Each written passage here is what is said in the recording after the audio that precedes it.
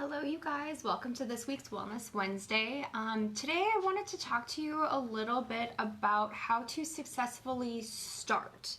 And what I mean by that is we talk a lot about, healthy lifestyles, how to get yourself into a peak state as far as, physically, emotionally, chemically. I mean, there's so many different ways, but it was brought to my attention that one of the things that we don't really talk about is how to start getting there.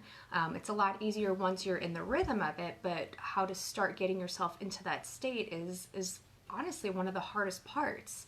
And so one of the things I wanted to really address is that one of the most common, excuses that you tend to hear is that, well, I'm not motivated, or, I really want to do this, but, by the end of the day or by the end of the week, I'm just too exhausted and I'm just not that motivated. And honestly, that's crap. Motivation isn't what we need to start something. Motivation is really convenient because it makes it exciting, but it's not what we need to start.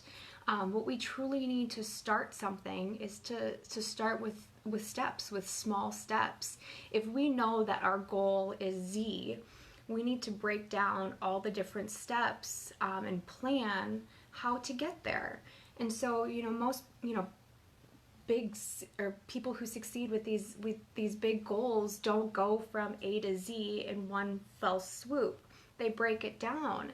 And that's, I think, the most common missing link is that we see this person or we see this thing that we want and we want to achieve, and that's a big goal, and that's wonderful.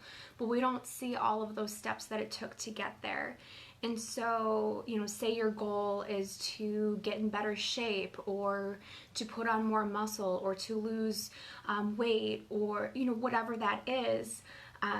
We don't see what it takes to get to that process if we have a visual in mind or a role model in mind. And so finding, if you can reach out to a role model to kind of break down what it took to get there, that's even better. But if you're doing it yourself, break down the steps of what's realistic. Because if you're like, okay, at the first of the month, the first of the year, Monday, whatever it is, we always plan those first. Screw that. Just start tomorrow.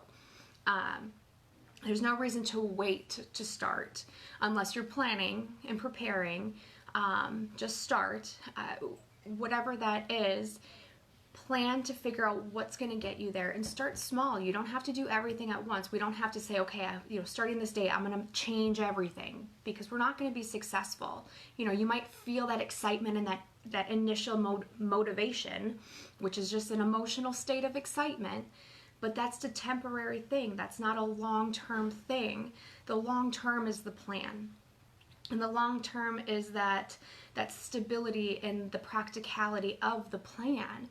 And so having those step-by-step actions is what's really going to get you there. And that's going to be the actual long term, if you want that the emotional state behind it, that's the long-term motivator when you can see it actually lasting.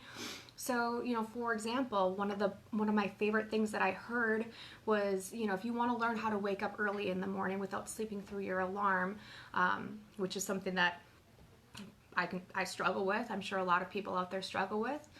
At night, say 4 o'clock or 5 o'clock at night, lay down to pretend that you're taking a nap and set your alarm for 15 or 20 minutes. And when that alarm goes off, pop up. Don't hit snooze. Don't lay there. Just pop up. Get yourself up, get yourself moving, set your alarm again, lay down. Do it 4 or 5 times and do it every day in a row, so that when you hear your alarm, right now we're trained, we hear our alarm, the last thing we want to do is just pop up. We hit snooze, we lay there, we go, ugh. But you can train yourself to not have that reaction. And so a lot of this is training with small steps, as simple as in the evening when we're not tired, when we're not exhausted, to do these types of things. So we can start small. We can start if you're exhausted at the end of the night, but a goal of yours is to be someone who wants to work out after work. Start small. Start with when you get home from work and you're exhausted and the last thing you want to do is go to the gym. Go up and down the flight of your stairs 3 times. That'll take 5 minutes. It won't take that much extra energy, but you just prove to yourself you can do it. Do that for a week. The next week you can add more. And the thing is by the time that week is over, you will have already gained more energy and you'll already have proved to yourself that you could do that. You'll probably want to start incorporating more by that point anyways. And so the point of this is that the best way to start is, one, tell people, and two, give yourself practical steps. That may seem like it's even like, okay, this is so minor, I can obviously do that. Yep, you can, and that's the point. You can do it. So have those steps laid out. You can advance faster if you want to, but don't push it. There's no reason to, because you're going to get there more efficiently and you're going to get there and stay there if you take the slower steps, as opposed to trying to change everything at once and then falling off the wagon and then a year later being like, crap, I should try this again. But having less faith in yourself that you'll actually be able to do this and achieve it. Because every time we do this, we train our brain that we can't do it. And we train our brain that we can't do it. But when you take these small steps, we train our brain, yep, we can do it. And every victory, it's a victory that our brain processes, no matter how big or small, our brain processes it as a victory. So try it out, screw the motivation. I mean, you're gonna get the motivation regardless. It's like just an emotional state, but we don't need motivation. We just need a plan.